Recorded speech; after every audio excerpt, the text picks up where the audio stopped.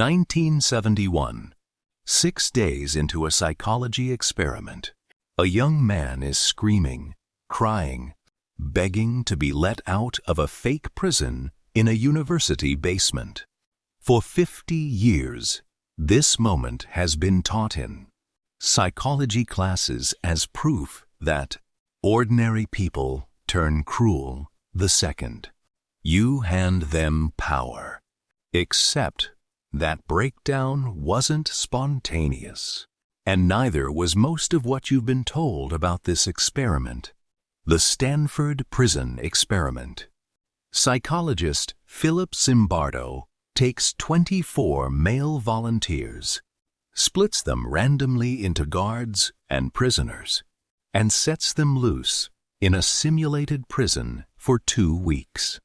Within days, the guards spiraled into real cruelty, stripping prisoners, depriving them of sleep, humiliating them, with no instructions from anyone. Just ordinary people, corrupted by a uniform and a badge. This becomes one of the most famous studies in psychology. It's in nearly every intro textbook, cited to explain real atrocities like the Abu Ghraib prison abuse scandal decades later. The lesson feels timeless. The situation, not the person, creates the monster. For over 40 years, almost nobody challenges that story.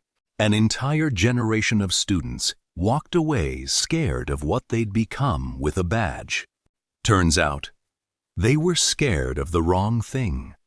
In the mid-2010s, French researcher Thibault Letexier digs through Stanford's actual archives.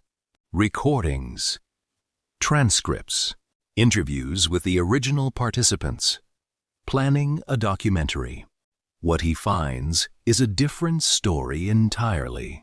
The guards' cruelty didn't emerge naturally.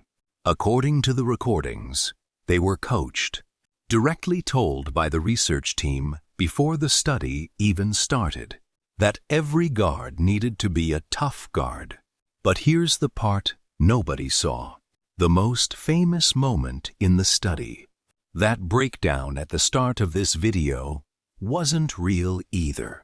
The participant later admitted he faked it to get released early, so he could study for a graduate school exam he had coming up.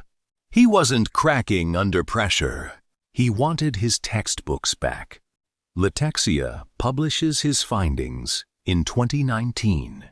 A British team had already tried and failed to replicate the results years earlier. Zimbardo pushes back publicly, including his own team's recorded instructions to the guards, is hard to explain away. That this was proof about human nature, or does the fact that it was staged make the real story more? Stay off the ball.